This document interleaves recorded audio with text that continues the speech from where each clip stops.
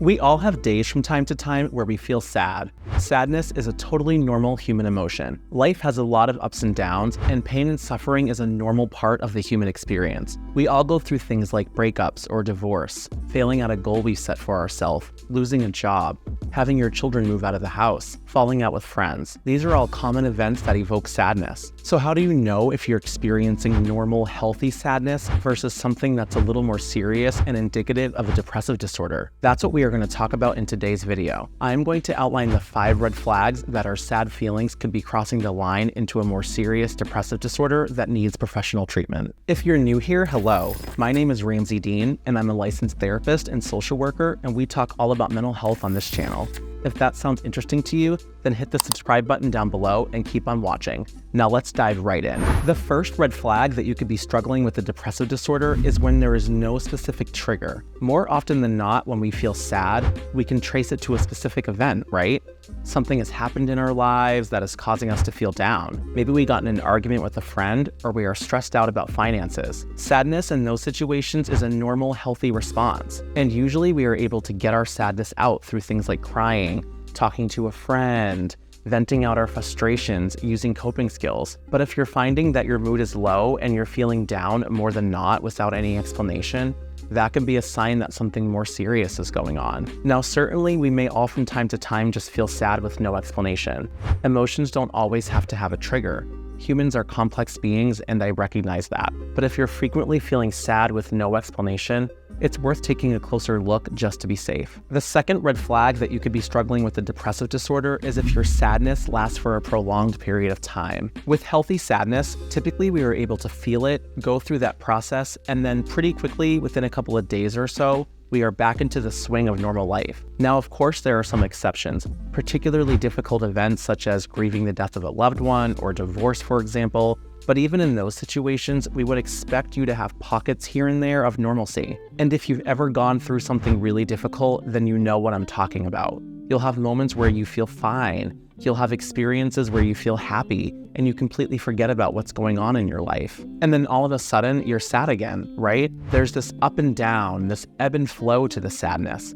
But if you're finding that you're feeling down most of the time, and this goes on for more than a week or two, it's worth investigating further. The third red flag that you could be dealing with a depressive disorder is if you're struggling to do your normal routine. With healthy sadness, we would expect that we are still able to take care of ourselves and manage our life appropriately. So whatever your day-to-day looks like for you, if you're normally able to get up for work, shower, brush your hair, grab a coffee, go to work, pay your bills, clean your house, care for your kids, and things like that, and now you're not able to do those things, you can't get out of bed, you're missing work, you're not showering as often, maybe you're not really eating as much, you're neglecting your normal responsibilities. This is a big red flag that something more serious is going on. Now, of course, there are some exceptions. For example, when a loved one passes away, it's very common for people to take some time off from work. And maybe you might take several days or even a week just to be able to be a blob on your couch and feel all of your emotions. And that's normal. But then, even though it might be hard, normally we return to our normal routines. And if you're finding that you just can't manage your life like you used to,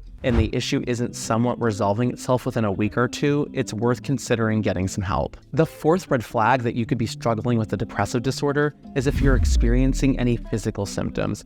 So these are going to be things like fatigue, so feeling extremely tired and lacking energy even after getting enough sleep. Sleep disturbance in general is a big red flag, so trouble falling asleep, staying asleep, or waking up too early in the morning. Changes in appetite. So you might not be hungry or interested in eating anymore. Or on the flip side, you might be eating way more than usual. You could have unexplained body aches and pains, digestive problems, so stomach aches, changes in your bowel habits, headaches, tense muscles, a decrease in your sex drive. You might even experience something called psychomotor retardation, which is where your whole body slows down and you actually move slower and feel more sluggish than normal. Depressive disorders are complicated physiological conditions. There's a lot more to it than just having a sad mood. And so if you notice any of these physical symptoms accompanying your sadness, it could be a sign of a depressive disorder or something else more serious going on. The fifth and final red flag I want to talk with you about is excessive hopelessness. Now, certainly when we are sad, it can feel like it's going to go on forever, and we can feel hopeless because of that. There's this Albert Einstein quote that kind of gets at this. He said, "Sit with a pretty girl for an hour and it feels like a minute. Sit on a hot stove for a minute and it feels like many hours." That's relativity. So some hopelessness can be normal when we are experiencing sadness for sure.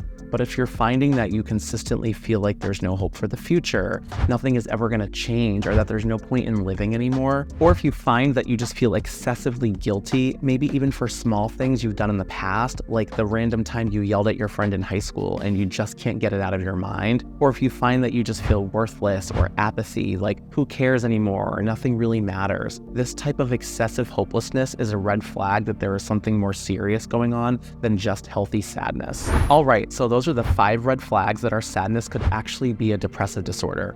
If you're watching this and you're experiencing any of these, your primary care physician is a great place to start this conversation. They are going to be able to examine you and also order any appropriate tests or lab work in order to rule out any potential medical causes of your symptoms. And if they do diagnose you with a depressive disorder, they are going to be equipped to talk with you about medication options if appropriate, and they can offer you a referral to a therapist or other mental health professional who can help you get the treatment that you need. If you're looking for a therapist, check out the video description box down below. I have some resources that can help you out with that. Thank you so much for watching. If you got any value out of this video, hit the like button down below or share this video with someone in need. It really helps my channel to grow. Catch you in the next one, and I hope to see you back here very soon. Bye-bye.